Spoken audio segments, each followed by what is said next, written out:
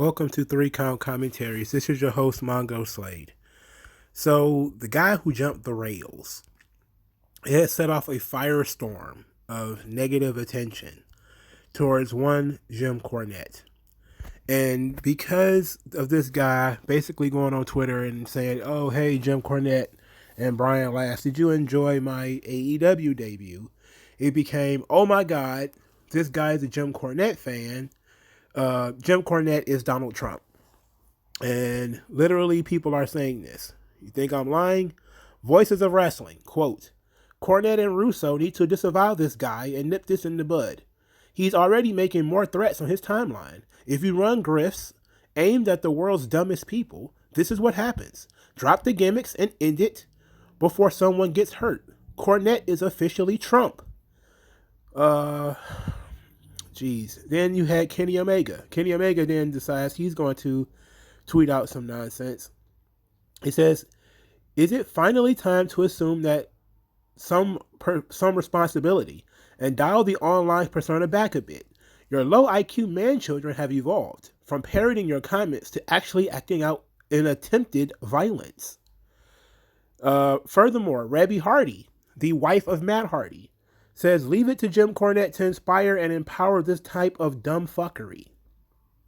So people are blaming Jim Cornette for this guy jumping the rails. And it has turned into an almost, the war, the flame war between the AEW fan base and literally everyone else. Because there's some people who are WWE fans, but then there are mostly people who are just anti-AEW fan mark accounts. Number one on that list seems to be the AEW Botches account, which Jim Cornette puts over. Usually he retweets them. He talks about them on his podcast. And they, of course, have been going through a lot of negativity over the last several weeks. Getting YouTube channels taken down, getting their Twitter account taken down. Then you also have Girl on Cinema, who is another person that Jim Cornette has retweeted and talked about. She has been getting mobbed on Twitter. She is also not a WWE fan from her own tweets and from the things that she says. She's just anti-AEW. And these accounts have basically just been, the wrestling Twitter has been turned into basically gangs of fucking New York, where it's just everybody arguing all the time. And it's constantly like, whose camp are you in? And it's kind of like people, it's insane. Because you have what they call the E-drones, the WWE fans who watch WWE almost exclusively. They argue with the AEW fans and all that kind of stuff. You know, that's kind of expected. Then you have a lot of the old school fans, the lapsed fans, who mock everything. They mock AEW and WWE. You got your puroresu fans who don't watch anything American anyway. They just hate everything. And you just have all this kind of stuff, and it's just constant. But the concept that Jim Cornette has somehow created this problem, it is absolutely untrue. For starters, and it shouldn't need to be said, but people are responsible for their own behavior. 100%, period. The guy did what he did because he wanted to. Because he wanted attention. It had fuck all to do with Jim Cornette. Jim Cornette never told anybody to jump the barricades. And what we see is a lot of people are saying, well, he doesn't need to. He doesn't need to tell people to jump the barricades. He can just, it's implied. Or, you know, some people are supposed to have, like, Jim Cornette has some kind of magical spell on people where they do what he tells them to do. And you know what? It seems to be these kinds of people who, not just the old Trump-inspired 1-6 situation, which I don't want to get into, but it's people who are used to being followers themselves that believe other people are followers too. Now, don't get me wrong. There are people who are followers. You know, I just saw people talking about Beyonce wears a specific kind of handbag, and now that company can't keep those handbags in. That's what an influencer is. You know, that's why people get hundreds of thousands and millions of dollars to be an influencer online. There are a lot of sheep in the world. Don't mistake what I'm saying, that, you know, everybody's this rational actor. No, there are people who do things in attempt to impress other people. But then there's also trolls, people who do these kinds of things and then try to, make it a bigger deal than it really is. In this instance, Jim Cornette is not an influencer. He is somebody that I think people like because he's funny. Even if you disagree with him, he's funny. The Outlaw Mud Show thing kind of stuck. The Bluto, a lot of the things that he calls people from AEW, Kenny Olivier, those kind of things. People listen to those videos and they stick. That's why, a lot of the AEW fans really have such a big problem. Is because a lot of the stuff that he does is catchy. The Cucamonga Kids and all that kind of stuff. It sticks. And it's catchy. And people do use it. Outside of the whole Cornette fan base, it bleeds over into, common parlance at this point where, you even got people using it. And I think he talked about this on his podcast recently, how people have said how he's irrelevant. But you see GCW naming one of their shows Outlaw Mud Show. You've got Outlaw Mud Show popping up all over the place. People are saying it. They don't know what it means. They don't know the background of it. But it's it's just everywhere. So in effect, it's like quoting your favorite comedian. It's like when people used to see Dave Chappelle and they would say, "I'm rich, bitch." But just because they repeat, their favorite comedian, in which case Jim Cornette would be a comedian in this instance, doesn't mean that he has that kind of authority over people. People still like what they like. They still don't like what they don't like. He can't get you to watch anything because if he could, more people would be consuming wrestling from the past. There would be more people buying stuff from the past and fewer people will be watching this junk because, he doesn't really want to watch the junk. He watches it because he knows that the fan base likes to see him react to it. And there are enough nuggets of good stuff in WWE and AEW to talk about. So there are good things, but there's also things that we can roast. And he's found a nice little niche for himself, roasting modern wrestling in compared to the past. Now, a lot of people have tried to make it their personal business to when Jim Cornette makes fun of somebody or makes fun of something, they say, well, Jim Cornette had a mummy in Smoky Mountain Wrestling. And yes, he did. And Florida, you had Kevin Sullivan turning people into zombies. That is also true. They also was pulling people from the water. Like he did this with Batista, right? He was a sea monster. And they made fun of it. WWE made fun of it with Southpaw Regional Wrestling. Where the sea creature. And he did that with OVW with Batista, where he had him in the swamp or whatever with the chain around his neck. And that's also something that they did in Florida. But there is, a lot of magic power stuff that's been going on in wrestling for a long time, for like 30 years or so, maybe even longer. Even going back to, of course, Undertaker and Kane, and Jim Cornette has taken some credit for the creation of Kane, who, throws fireballs and stuff like that too. So people are saying like, oh, you're a hypocrite. You did Teenage Mutant Ninja Turtles. You did all this kind of stuff. You can't talk about, what AEW is doing. Look at the guys that you brought in. Look at the guys that you've tried to push. Like you're dissing Joey Janela while talking about how great Tracy Smothers is, or the Dirty White Boy and all that kind of stuff. I'm not to take shit, not to shit on anybody there except Joey Janela, who legitimately sucks. But there is nothing.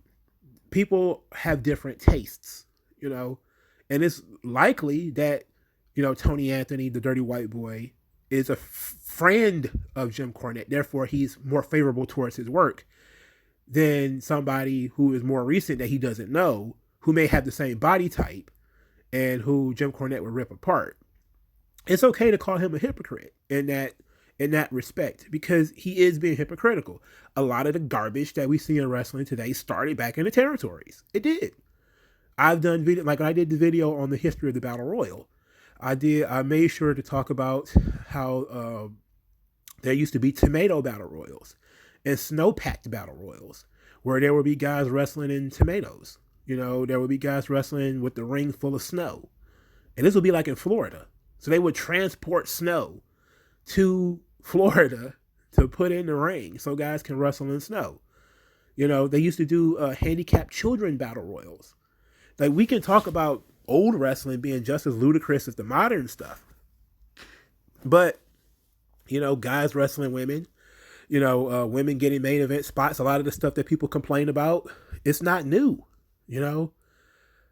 But at the same, so we can attack him from a historical perspective because that's what he calls himself. He calls himself a historian. So that's one way of attacking him. But I think when people start to get on that, you know, he's just like Trump and he's Trump this, Trump that. I'm just kind of like, man, look, that's not the way to go. You know, like, you could learn a lot from wrestling from through debates. Like, that's what people like debates for. That's why I made a YouTube channel. I like talking about shit, not just because I want to take the piss out of things that I don't like. I also want to talk about things that I do like. I also don't want to mix in things that I'm also interested in. And, you know, sometimes in these debates, in these conversations, you come across people who are interesting and they know stuff. You know, sometimes you learn things from Dave Meltzer, you know. Sometimes you learn things from Mike Mooningham. Sometimes you learn things from Jonathan Snowden. Sometimes you may learn things from Al Getz. You can follow him on Twitter. There's a lot of historians who will post stuff and they're not, they don't know that, you know, they think, okay, this might be some cool stuff from Montreal, but you might be like, wait a minute, this is similar to what they're doing over here and doing over there or something like that. That's what, you know, wrestling should be about. It shouldn't turn into a flame war all the time. But what ends up happening is a lot of these people are legitimately low IQ man children, to quote Kenny Omega. And they just get so invested in the flame war, in the yelling back and forth, that they don't understand that this thing is obviously is growing. It's not going to be what people thought it was going to be. You know, if you go back and you watch a lot of wrestling from the 80s, a lot of modern people think it's boring. You know, I watched primetime wrestling from 1986 recently. It was an hour and a half. There was like 6 matches. It was hard to get through, you know, because, you know, you had some jobber matches, but it was still kind of fun to watch. It was fun in a different way. Very different from an episode of Raw where you have faster paced action, guys who are in better shape. It might not be as over, you know, because the crowds were more exciting back in the 80s. There's different things that you can take out of it. And instead of that being what wrestling fans do, instead they just want to argue with one another. And I think that part of this whole cult of Cornette thing is it is so anti-AEW. And the AEW fan base is such a cult. It's like 2 cults meeting in the middle of town with the guns out. Again, it's Gangs of New York. And you have your wrestling historian on one side, which is Jim Cornette, who hates AEW and sees everything that's wrong with the business. And then the other side has their wrestling historian in Dave Meltzer, who talks about how the business has always changed and we can always do these different things. And he's, you know, considered the godfather of modern wrestling, even though he's never been in the ring and though he's never promoted anything, and though he's never done anything except write a newsletter. He's seen as being sort of the godfather of the business right now, even, you know, patting himself on the back, talking about how all the bookers of the year have followed my product or followed what I wrote and all this kind of stuff. So you have these guys who are in Meltzer and Cornette, who are both constantly touting their own credentials. And then they have small time channels like Voices of Wrestling, like Wrestle Talk. Just like, I mean, the thing about Girl on Cinema and AEW botches, if you think they just parrot Jim Cornette, that's fine. But you have to admit, there are more channels that just parrot Dave Meltzer. They just, you know, 5 stars this, 10 stars that. This match is 10 stars. You know, this guy's a superstar and nobody knows who the fuck the guy is. Because, you know, people know who he is in the Observer. You know, it's the influencer effect. But nobody is responsible for people who do dumb shit. For starters, a guy jumping the rail is not in any way like storming the Bastille, like storming the Capitol. It's not a hanging. It's not a lynching. People have been jumping the rails for a long time. Most people jump the rails because they want to attack somebody or just because they're an idiot. But this was the first time somebody really jumped the rails and had the opportunity to try to make money off of it. The guy was out there, you know, wearing his own t-shirt, trying to get attention for his podcast or whatever. There have been people who have been doing that. They've been, folks paying fans to bring signs and talk about the podcast and stuff like that. People have been doing that shit for ages. People have been doing that shit for ages.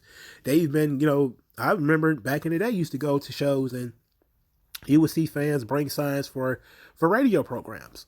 It would be in their local area, and you really couldn't hear it. But in the modern day, I've seen Don, Tony, and Kevin Castle signs.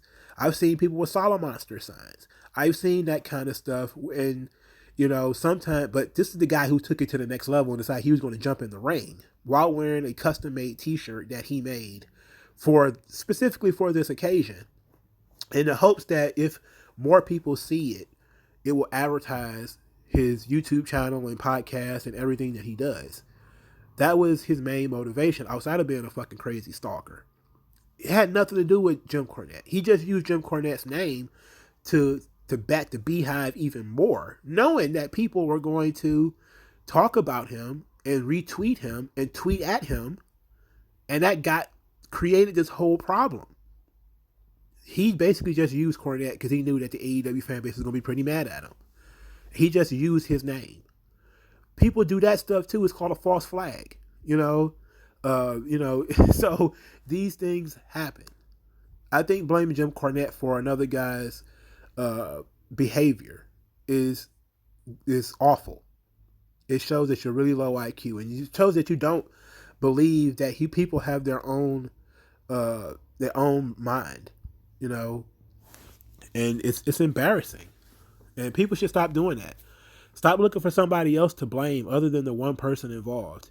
Jim Cornette says how he feels about the product. He's always done that. He dissed WCW in the same way as he dissed WWE, and he disses AEW, and he disses TNA, and he disses certain aspects of Ring of Honor.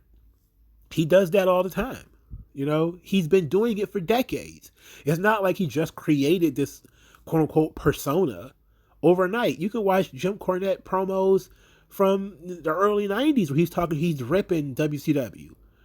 This stuff isn't new. He's serious about it. It's not an online persona. It's just funnier now because he does 2 podcasts a week and has a YouTube channel, and people are now more interested and have more access to him. But people, you don't get to just, and this is to the AEW faithful, you don't get to just get the love. You have to take the criticism too. When people criticize you, so what? If you like what you like and you liked it anyway, so what? I come on this channel and I criticize things too. I criticize things that people like. And people are, constantly tweet at me, go to my DMs like, how could you hate this? This is really good. Send me emails talking about crazy stuff, like talking crazy stuff. It's like, come on, man. We have a difference of opinion. I can say, okay, we have a difference of opinion, but I don't want, and I've been attacked by people who like the crazy JD from NY fans. I don't even know who that fucking guy is. I've heard his name numerous times, but I'm not, I don't follow his channel or anything. I don't know if it's a channel or a radio show. I don't follow it. But I've had like nuts from him that have been constantly sending my DMs and stuff like that. It's just like, ugh. But I don't turn it into flame war. Like, you need to control like, people are responsible for themselves. He's not responsible for those fucking idiots. He probably don't even know I exist. But that doesn't mean that people who don't follow his channel don't also hear mine, hear me say something that he didn't say, or feels like I liked something that he wouldn't have liked, and then try to put us against each other. Like, I don't know that fucking guy. And there's no reason for us to go through that shit. There's just no point to it. And I've done that with other podcasters. I sometimes advertise my channel on Don Tony's channel or Cornette's, and sometimes those people would get mad, and I'll be like, so what? I told you from the beginning, I bring a unique perspective. I talk about things differently from other people. I don't just say, oh, I hate this guy. This guy sucks. I try to do a little bit more than that. But criticism comes with being public, with being out there. I know a lot of times, some of these guys, these Kenny Omegas, these Young Bucks, they haven't been treated like a regular WWE superstar. Like John Cena has been criticized since he debuted. It would be insane for him to still be complaining in 2016 or 2015 that people are criticizing him. It's like it's been 10 years already. But the Young Bucks and Kenny Omega, whatever, they were over in Japan. They were down in Ring of Honor. They're so used to the love fest where either people who watch you love you, or people who don't watch you don't even talk about you because they don't know you exist. But now you're on national TV in the United States, and you have more people watching, probably than ever before, more regularly than before. You're working more regular than before. You're under a higher criticism than before. And that's just kind of how it is. And you got to get over it. So it seems to me that what has happened is that people have decided to take this opportunity to attack Jim Cornette and attempt to get him to tone down his rhetoric towards AEW by attaching him to this guy who jumped the rails. But the guy who jumped the rails, it was his own responsibility. He's an adult. He knew what he was doing. He planned it out a week ahead of time, 2 weeks ahead of time. He planned it out. He has, nobody has proven that he had any contact with Jim Cornette. It was absolutely ridiculous to do this. And all of these channels and all of these people who are trying to link the two are ridiculous. It's stupid. It's embarrassing. People have their own agency. They act on their own. They don't need Jim Cornette or Donald Trump or anybody else telling them what to do. And if they did, we should be able to prove that a little bit more easier than guy did a podcast that 100,000 people listened to.